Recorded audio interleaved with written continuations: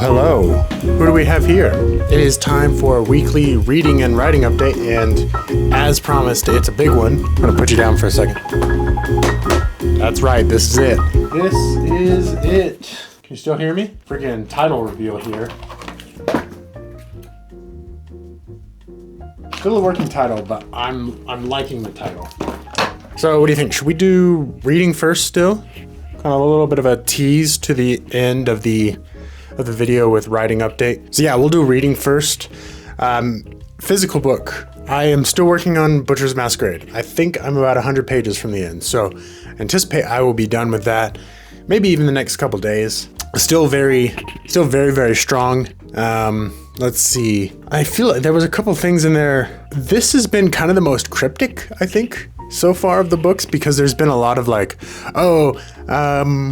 here's this thing, and then kind of it'll just go away from that, and just no more information on what that part of the plot or the book is going to be. That's been really fun because, like I've mentioned before, I think there's just a lot of trust there that Matt Dinniman will finish off those kind of promised plot points. So really great, but probably the most cryptic. I just am really loving it. It's really building towards a big finale, which, you know, all four so far have had big finales, but I think that it is kind of taking that one step further. And I've been really enjoying that. So continuing on with that, not a whole lot more to say on that one. I'll have a lot of thoughts once I'm actually done with it. I anticipate I will probably buy the next one pretty soon, so that I can get to that kind of right away. Maybe not right away, but I'm sure I'll want to get to it pretty close. So we have two more in that series. I think this is the 5th, 6th, 7th just came out.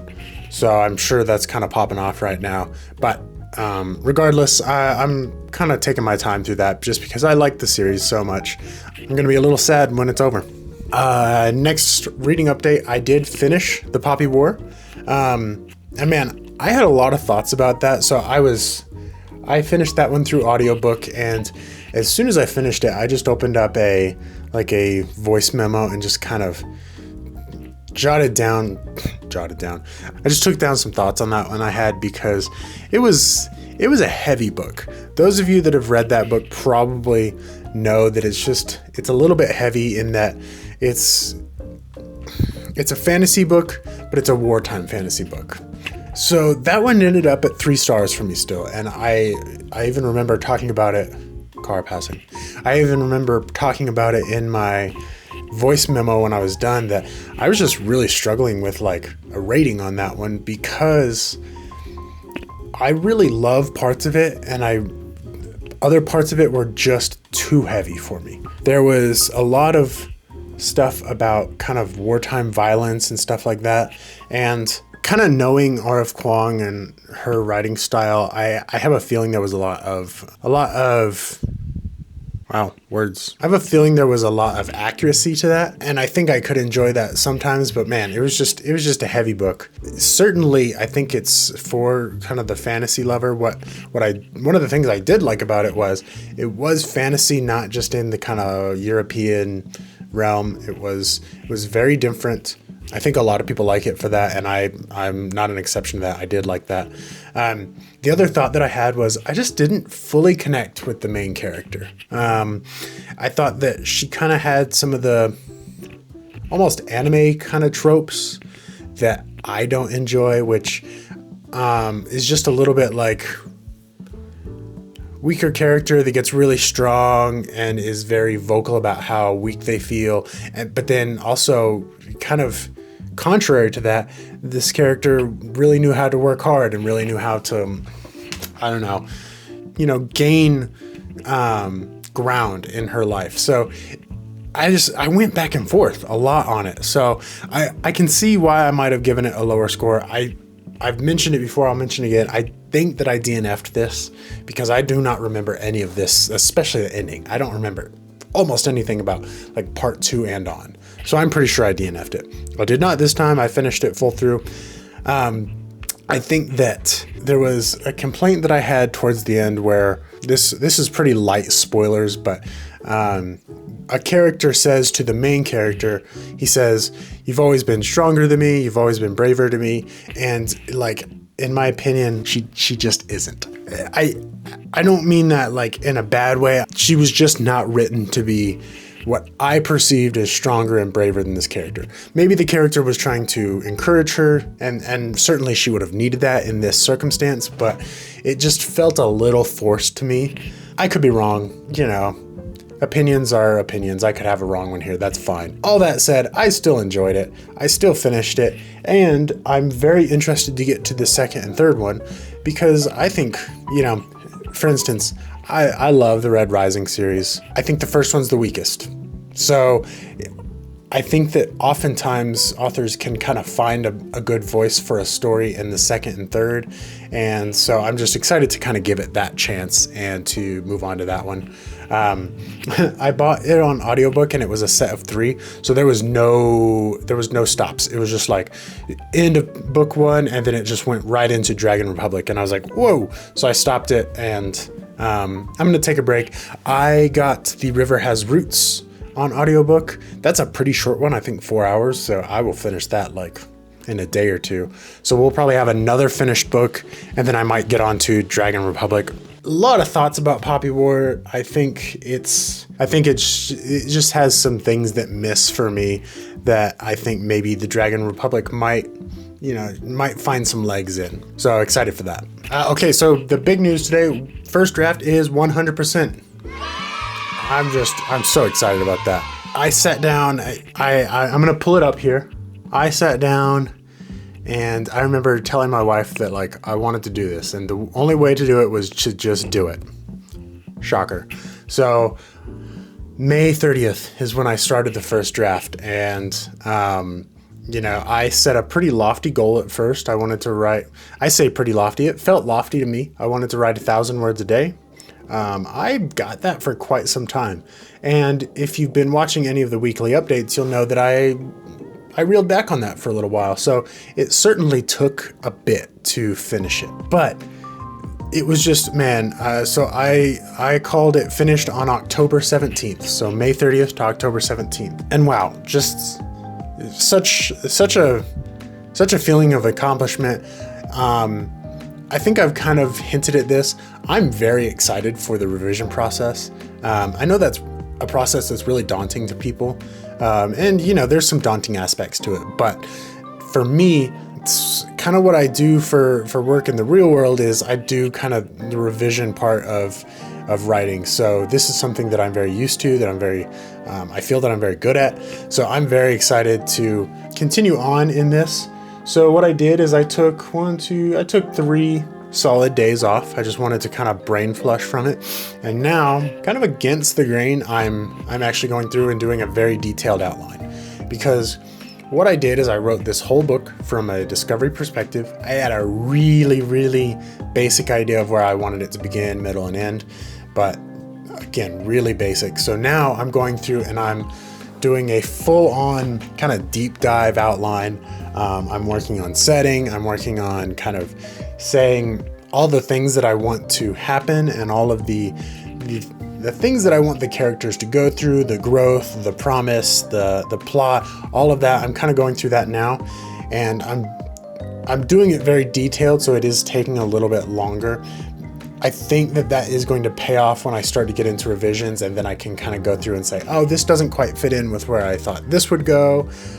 This needs to be changed, etc. So I know that's a little bit backwards from how maybe, you might see it done online or something, but I'm just kind of trying to discover my process within this. And so far that feels really right for my brain. So hopefully, somebody out there will hear that and think, oh, things can be done differently, and they certainly can. Now, can they be done successfully differently? I don't know. I'm sure they can. I'm sure every author is slightly different. And I'm also sure that I'm not the first one to do something like this. Stay tuned. We're gonna see how this goes. We're gonna revise. We're going to pick up individual chapters. We're gonna pick up like groups of chapters. So stick around because the weekly updates will continue, and they will look even a little bit different because now we have kind of a first draft that we're working through. So, at the top, I did kind of tease the working title, Day and Night Our Enemy. So just a little bit more on the actual story. I will say this, I believe it to be a sci-fi first and a fantasy second, but as I was writing it, I felt there was a lot of fantasy elements here. I was reading a lot of fantasy while I was writing it. I was getting inspired by a lot of fantasy. So here, I'm gonna jump to the back of the book here. I'm gonna put you down again. The back, I have kind of what I'm calling an appendix. So it's got, some of the stuff that I cut, some stuff that I wrote that I'm not sure where that fits into the book right now. I have an outline here. I have literally a big portion that says, how are we ending this thing? If you've been here at all, you know that I kind of had some struggles kind of landing the ship on this. So I just kind of was like, I have to just hunker down and kind of do an outline for the ending. I'd say the ending follows it about 80%. That's probably being kind of generous. Okay, so here's what I was looking for. Character profiles. So I want to tell you about the two main characters, because there's two that I'm excited about, and we're going to see how they kind of mesh together. The first character's name is Tev. I don't know if that's going to stick, but I think it is. I like it. This is our main protagonist, and Tev is what I am calling a very powerful manipulator. That is the term that I'm using right now.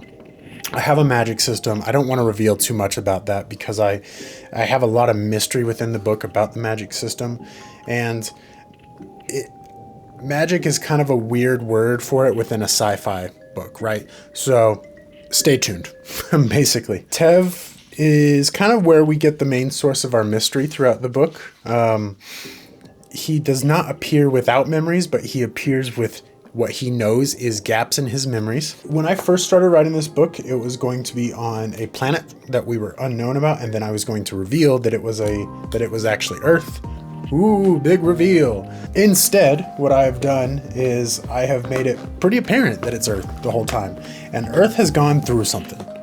Earth has gone through a big, major kind of terraforming event that the book tries to explain why it happened, who caused it, and why we should care about that.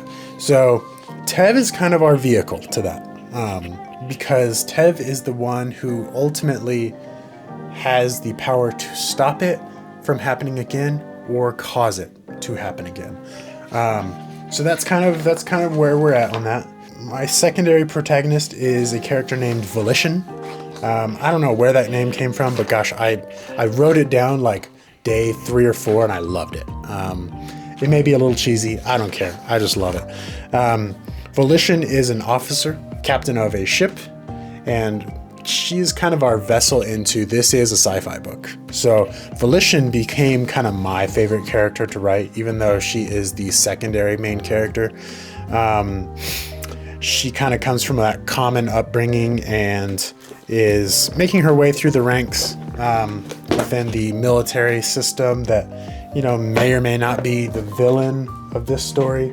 I think, what I'm doing is I'm pulling from a lot of kind of frustration and what I think is hope throughout the world right now, and trying to write that into a story that I think makes some light of maybe the frustrations that some of us have with our world right now, but also points out that there is still, hope to be had within that. Here's what I'll say about the book right now. I think that it's pretty vanilla in that there's not a whole lot of this in there, but as I'm outlining and as I'm kind of looking at what I want it to be, I'm able to go in and really nail down all of that.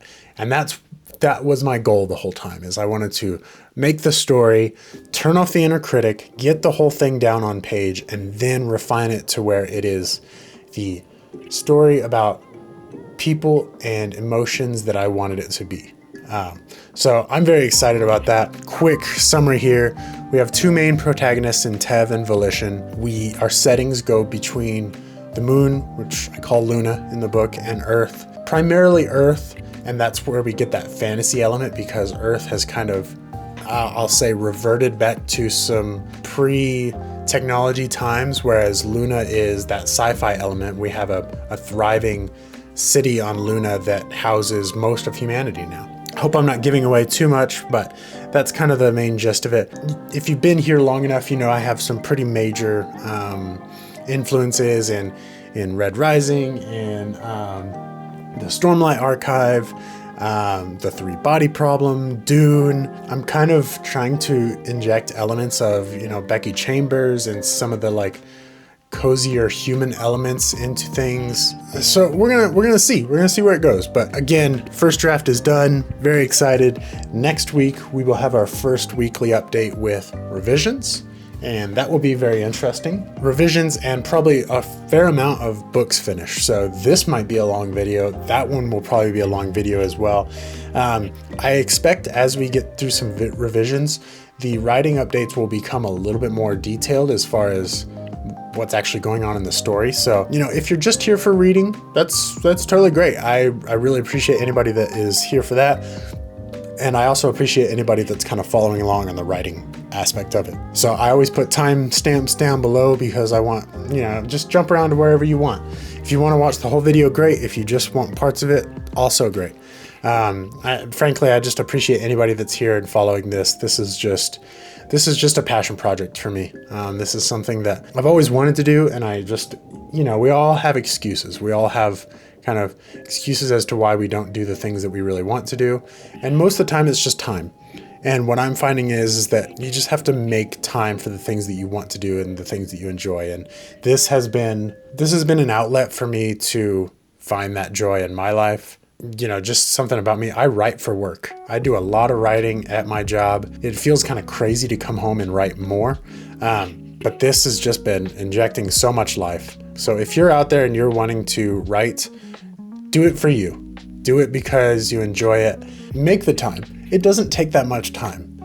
Just start putting some words down. Don't pay attention to how good or bad it is at the time. Just start writing and start doing it. If you're finding that you can't turn off that inner critic, I would highly suggest trying to just write from a discovery perspective and just say, what does this story want?